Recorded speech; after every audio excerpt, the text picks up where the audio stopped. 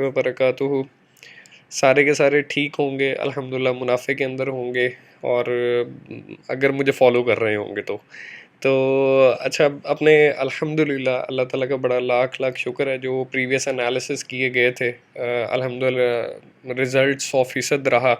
जो अगर किसी भाई को मेरी प्रीवियस वीडियो देखनी हो तो मैं उसका लिंक डिस्क्रिप्शन में दे दूँगा, ताकि रिलेट कर सके कि प्रीवियस वीक के अंदर जो एनालिसिस किए गए थे और उनका जो अक्स है वो नेक्स्ट एनालिसिस में नज़र आएगा, ये आया या नहीं आया, यानी कि जो पूरा हफ्ता मार्केट ने मूवमेंट ली है क्या वो अकॉर्डिंगली थी।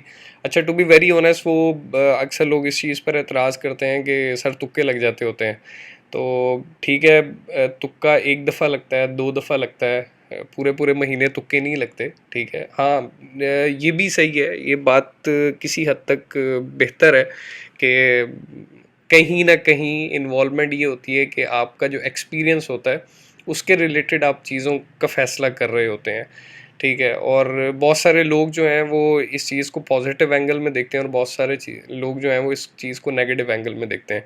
तो भाई मेरी कोशिश ऑनेस्टली शुरू दिन से यही है कि मैं आप लोगों को एक अच्छा ट्रेडर बना सकूं। खुद भी अपने लिए भी दुआगो रहता हूं कि अल्लाह ताला मुझे भी कामयाब करे इस फील्ड के अंदर। 10 साल हो गए हैं अल्हम्दुलिल्लाह, आगे भी इस फील्ड के अंदर कामयाबी रहेगी। तो किसी भी चीज़ की पॉजिटिविटी को देखकर उसकी तारीफ़ करना, ये मेरा तो मानना है कि इस चीज़ का अगले बंदे को अप्रिशिएट करना चाहिए ताकि वो मेहनत करता रहे। और वो बिलॉस होकर, मैं ये वीडियो पे टू बी वेरी ऑनेस्ट मुझे किसी भी चीज़ का कोई भी लालच नहीं होता, लेकिन एप्रिसिएशन आप लोगों की तरफ से नहीं मिलती, ऑनेस्टली बता रहा हूँ, नहीं मिलती। तो चलें, इस चीज़ को, और यार मेरा ब्लॉग विज़िट किया करें। मेरे ब्लॉग पर कोई विज़िटर ही नहीं है, मुझे समझ नहीं आता कि कोई ब्लॉग को विज़िट क्यों नहीं करता। तो डिस्क्रिप्शन में इसका लिंक होता है, तो जाके एक दफ़ा देख लिया करें। इसमें काफ़ी मैंने चीज़ें डाली हुई हैं, इसमें काफ़ी ज़्यादा चीज़ें हैं ना, अपना स्ट्रैटेजीज़ डाली हुई हैं। अगर किसी को स्ट्रैटेजीज़ का शौक़ है, फ्री में फॉरेक्स सिग्नल्स का मैंने एक पूरा एक्सप्लेन किया है कि आप कौन कौन सी वेबसाइट को विज़िट करके मुफ्त में आप एनालिसिस देख सकते हैं। तो इस फॉरेक्स कैपिटल को कामयाब करवाने के पीछे ज़ाहिर सी बात है लोगों का ही हाथ होगा। तो अगर आप इस ग्रुप का पार्ट बन जाएं तो मेरे लिए बहुत बड़ी कामयाबी होगी। तो चलें, आज के एनालिसिस की तरफ चलते हैं।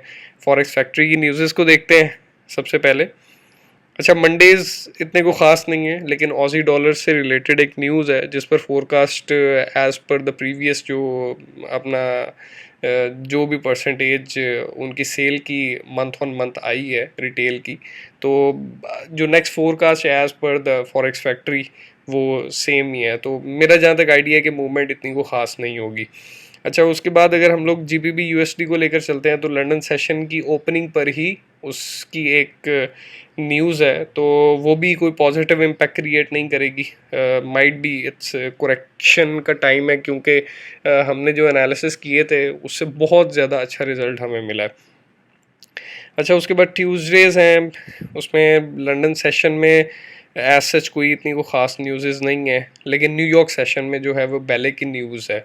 अच्छा, बेले की स्पीच है, बैंक ऑफ इंग्लैंड का जो गवर्नर है उसकी स्पीच है, तो बी केयरफुल अबाउट दैट, क्योंकि वो कुछ भी बोलेगा तो जैसे अभी लास्ट वीक जो वीक गुजरा है उसमें उसने कुछ कमेंट्स बड़े ऑफ कर दिए थे जिस बेस पर मार्केट बहुत ज़्यादा ड्रॉप हो गई। तो please be careful about that. ठीक है। अच्छा, उसके बाद F O M C members की, यानी कि न्यूज़ हैं, स्पीचेस हैं उन लोगों की। मेरा जहाँ तक आइडिया है कि ये कोई इतना को ख़ास इम्पैक्ट नहीं क्रिएट करेगी, रादर देन कि अगर वो कोई ट्वीट श्वीट कर देते हैं तो जिसमें वो कुछ एलिमेंट या तो पॉजिटिव दिखा देते हैं या नेगेटिव दिखा देते हैं, तो उस बेस पर माइट भी मार्केट में थोड़ी सी हलचल क्रिएट हो सकती है। वेडनेसडे में भी स्पीच है बैंक ऑफ इंग्लैंड के गवर्नर की, तो B careful about that. London session में भी थोड़ी सी हलचल है, और लंदन सेशन ओपनिंग से पहले भी न्यूज़ हैं जीबीबी की, और उसके बाद न्यूयॉर्क सेशन में भी न्यूज़ हैं, लेकिन एज़ पर द फोरकास्ट के ड्रॉप का सीन है यूएस इंडेक्स का। ठीक है, यूएसडी इंडेक्स का। तो अच्छा, उसके बाद ये न्यूज़ बहुत ज़्यादा इम्पोर्टेंस रखती है, जो 10 इयर्स जो बॉन्ड ऑक्शन जो होता है, ये काफ़ी ज़्यादा इम्पोर्टेंस रखती है, तो प्लीज़ इसके ऊपर ज़रा नज़र रखिएगा। अच्छा, ये न्यूज़ आपको फ़ौरन इम्पैक्ट नहीं देगी, ठीक है। ये जब परचेजिंग होती है ना, तो उसके बाद जब जो डिसीजन मेकिंग की जाती है जो इदारे हैं उनकी तरफ से, तो उसके बाद कहीं जाके अगले दिन या उससे 2 दिन बाद कहीं जाके उसका इम्पैक्ट आपको देखने में मिलता है। अच्छा, थर्सडे में भी न्यूज़ है बैंक ऑफ इंग्लैंड बैले की, लेकिन वो न्यूयॉर्क सेशन के बाद है। न्यूयॉर्क सेशन में यूएसडी से रिलेटेड अनएम्प्लॉयमेंट क्लेम्स और एज पर नंबर इंक्रीज हो रहा है, तो इसका मतलब ये है कि इस माइट भी ड्रॉप हो सकता है। अच्छा, उसके बाद यूरो और जीबीबी यूएसडी। अच्छा, जो लंदन सेशन है उसमें इतनी कोई ख़ास हलचल नहीं होगी, क्योंकि हॉलीडे है, फ्रेंच बैंक हॉलीडे है, जर्मन बैंक हॉलीडे है, और इस माइट भी थोड़ी सी मूवमेंट स्लो हो इस टाइम पर, लेकिन वो आपकी कसर जो है वो पूरी करेगा आपका न्यूयॉर्क सेशन। उसके बाद फ्राइडेज़ में देख लेते हैं। फ्राइडेज़ में आपका लंदन सेशन जो है वो उसमें कोई न्यूज़ नहीं है, लेकिन जो न्यूयॉर्क सेशन है वो उसमें आपको काफ़ी यानी कि हैवी न्यूज़ मिलेंगी, और कोर रिटेल जो सेल्स मंथ ऑन मंथ जो नंबर्स हैं उसके, वो काफ़ी बिग ड्रॉप है। आई डोंट थिंक सो कि अगर ये इतना लंबा ड्रॉप दिखा रहे हैं तो मेरा ख्याल है कि काफ़ी ज़्यादा इम्पैक्ट होगा अपना यूएसडी इंडेक्स के ऊपर। इट्स अराउंड अभी 90s के अराउंड है, तो 89 पर भी जा सकता है एज़ पर द फोरकास्ट। मुझे टू बी वेरी ऑनेस्ट मैं अभी कोई हतमी राय नहीं दे रहा। अच्छा, चलते हैं एनालिसिस की तरफ। एनालिसिस में हम सबसे पहले गोल्ड पर आ जाते हैं। गोल्ड पर जो मेरे एनालिसिस हैं, अगर हम आप मेरी प्रीवियस वीडियो देखेंगे उसमें मैंने एनालिसिस किए थे कि आपको बाइंग करनी चाहिए। अगर आप लोगों ने 1766 के अराउंड आपने बाइंग की होगी तो अल्हम्दुलिल्लाह अल्हम्दुलिल्लाह आप अपने टारगेट के बहुत ज़्यादा करीब होंगे, ठीक है। तो और मेरा जो टारगेट है, मैं ऑनेस्टली अपना टारगेट मैंने आप लोगों को प्रीवियस वीडियो में बताया था कि 1850s मेरा टारगेट है, 1850s।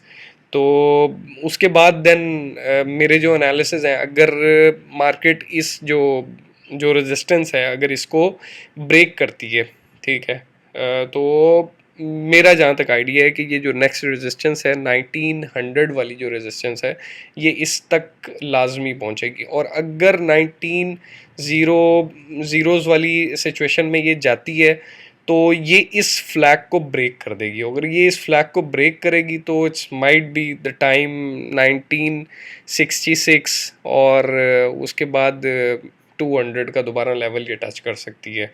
तो माइट बी ये जोन पूरा का पूरा कंप्लीट कर जाए। और जो मेरे एनालिसिस हैं कि अगर ये इसको ब्रेक करेगी तो ये अपसाइड मूवमेंट ले सकता है, और उसके बाद ड्रॉप का सीन है, ठीक है। और ड्रॉप इसका बिग ड्रॉप होगा। बिग ड्रॉप मतलब कि उसको दोबारा इस हर्डल को फेस करना होगा 1850s के, और अगर इसमें वो ड्रॉप लेता है तो दैन ये नेक्स्ट 1760s का ड्रॉप, यहाँ पर ये जो सपोर्ट क्रिएट कर चुका है यहाँ पे, और यहाँ पर थोड़ी सी कंसोलिडेशंस हो सकती हैं यहाँ पर आकर, और उसके बाद यहाँ से देन ड्रॉप होगा 1678। तो टारगेट जो हमारा है वो है, हम लोग सेल यानी कि सेल लिमिट लेंगे, not buy limit, sell limit लेंगे, ठीक है। और हमारा सेल लिमिट जो होगा वो 1850s के लेवल से अपसाइड पर, आप 60s का लेवल देख लें, यानी कि अगर 50s के लेवल को ब्रेक करता है तो आप 1860s पे सेल लिमिट लगाकर, और 1760s यानी कि $100 की पर ऑन्स के हिसाब से आप कैलकुलेशन कर सकते हैं। तो मेरा मशवरा ये है कि सेल मत कीजिएगा, ठीक है। जैसे अगर आप मेरी प्रीवियस वीडियोस को फॉलो करते हुए आ रहे हैं तो आप अभी ये बात सोच रहे होंगे कि यार ये मशवरा तो ये हमें ये देते हैं कि सेल नहीं करना, और अभी आप हमें सिग्नल दे रहे हैं सेल करने का। तो भाई ये उन लोगों के लिए जिनको जो आदत से मजबूर हैं, ठीक है, जो कमोडिटी को सेल करना चाहते हैं, ठीक है। अच्छा, मेरा प्लान जो है, मेरा अपना अपना ज़ाती प्लान, अभी तक मैंने अपनी पोजीशन को होल्ड किया हुआ है। तो मैं 1850s के लेवल पर जाकर 50-60s के लेवल पे अपना टीपी हिट करवाऊंगा, और मैं अपनी पोजीशन से निकलूंगा, और उसके बाद मैं वेट करूंगा मार्केट का ड्रॉप का, और ड्रॉप यहाँ पर होता जाएगा, ठीक है। यानी कि एक जो मेरी बाइंग पोजीशन है, जो मैंने बाय लिमिट लगाई हुई है, वो 1760 के उसमें जोन में है, और दूसरी जो मेरी बाय लिमिट है वो 1670 के जोन में है, 70s के जोन में है। तो मैंने दो बाय लिमिट्स लगाई हुई हैं। तो देखें, ये मेरा मेरा सेटअप है। मैं सेल लिमिट नहीं लगाता गोल्ड पर, ठीक है। तो एनालिसिस देख सकते हैं, मैंने बहुत क्लियरली इसमें आपको एरोज दिखा दिए, क्योंकि दोस्तों को एतराज़ होता है कि आप डायरेक्शन हमें पता ही नहीं होती आप क्या बात कर रहे हैं, क्योंकि आपका जो कर्सर है वो सिर्फ घूम रहा होता है, तो हमें नहीं समझ आ रही होती है। आप ज़रा इंडिकेट कर दिया कर, तो मैंने इंडिकेट कर दिया। बाइंग लोग, अगर आप बाइंग यहीं से लेना चाहते हैं तो ले सकते हैं, ठीक है। और लेकिन इस चैनल को ब्रेक होने का वेट कीजिएगा, ठीक है। और उसके बाद जो टीपीज़ है, टीपी है वो आपका $50 पर ऑन्स होना चाहिए, ठीक है। उसके बाद यूरो यूएसडी पे चलते हैं। अगर आप लोगों को याद होगा तो मैंने आपसे कहा था कि ये जो चैनल है, ये जो उसने ड्रॉप दिया था लास्ट फ्राइडे में, तो मैंने कहा था कि अगर ये ब्रेक करेगा ना इस जोन को, ठीक है, और इसको सस्टेन करेगा डाउन साइड, तो आप लोगों ने यहाँ पर सेल स्टॉप लेना है, ठीक है। उसने ब्रेक नहीं किया, तो मेरा ऑनेस्टली मेरा अपना फोकस यही था कि ये यहाँ से ब्रेक करेगा।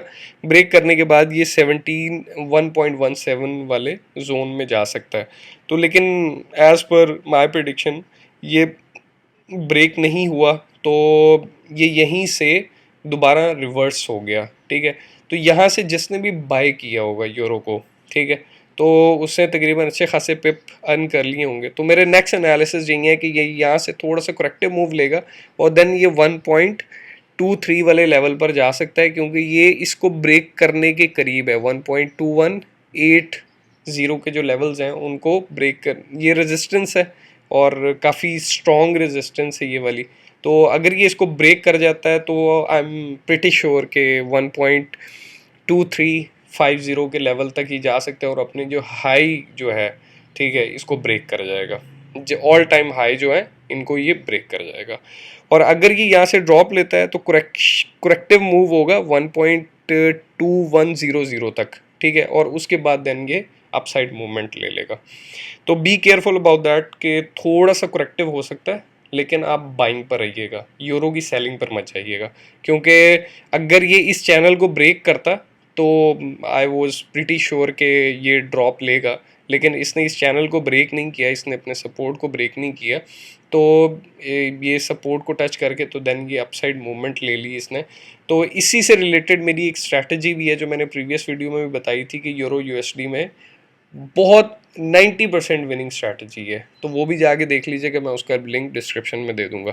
तो और अभी तो it's totally in a buy zone, थोड़ा सा करेक्टिव होगा, करेक्टिव होने के बाद देन ये अपसाइड मूवमेंट ले लेगा। तो मेक श्योर के बाइंग पे रहिएगा। उसके बाद जीबीपी यूएसडी पे आ जाते हैं। दिस माय फेवरेट पेयर, मैं इस पे मेरी पोजीशंस लगी रहती हैं। तो मैंने इसमें बाइंग का कहा था आपसे, ठीक है, कि आप बाय लिमिट लगाइएगा 1760s में, लेकिन मार्केट ड्रॉप नहीं हुई। मैंने आपसे कहा था कि अगर यहाँ से ये फर्दर 90s के लेवल 1.3790 को ड्रॉप करती है तो देन आप सेल स्टॉप लेंगे, ठीक है। अगर ये ड्रॉप नहीं करती तो ज़रूरत नहीं है, आपने बाइंग लेनी है।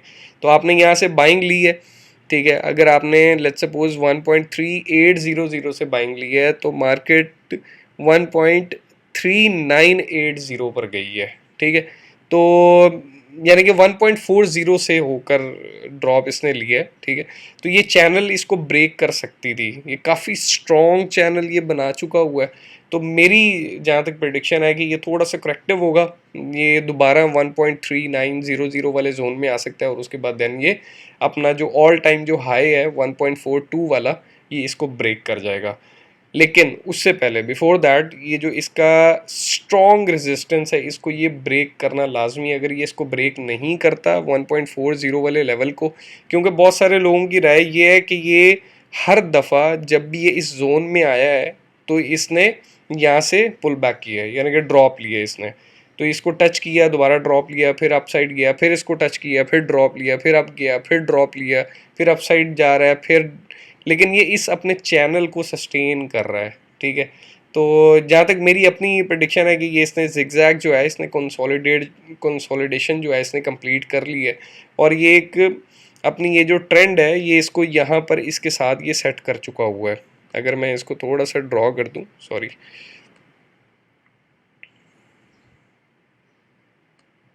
अगर मैं इसको ड्रॉ कर दूँ तो ये बहुत ही खूबसूरत तरीके से ना ये इसको ड्रॉ कर चुका हूँ मैं।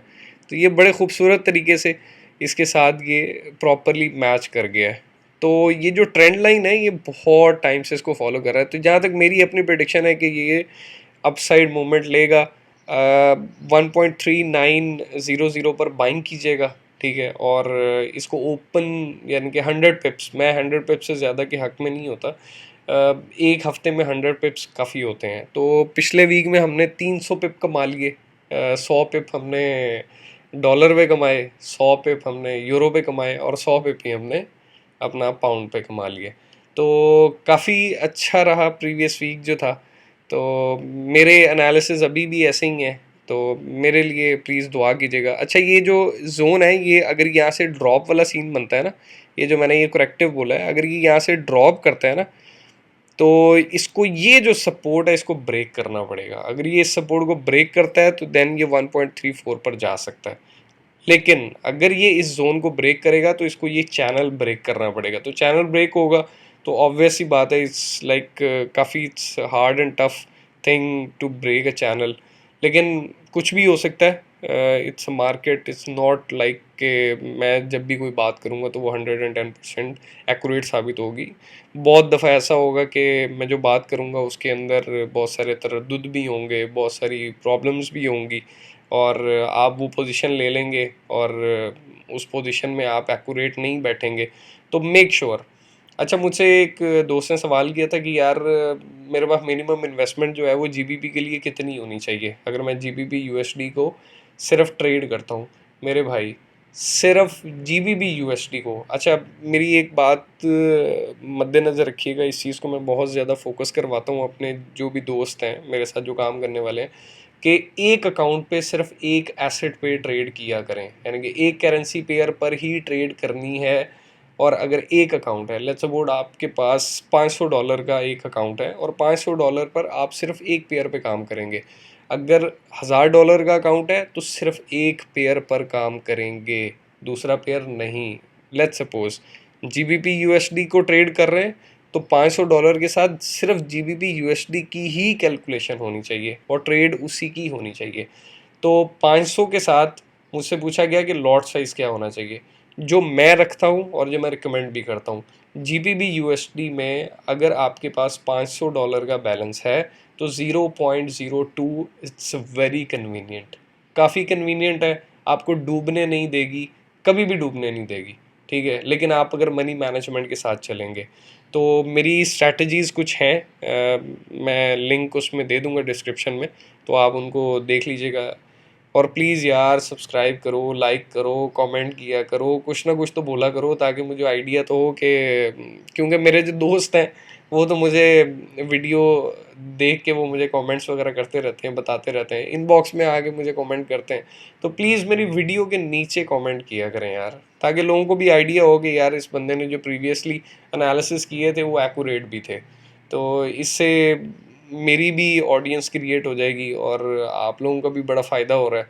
तो जब फ़ायदा आपका हो रहा है तो आप दूसरों का भी फ़ायदा करें। तो बहुत शुक्रिया और अल्लाह हाफ़िज़।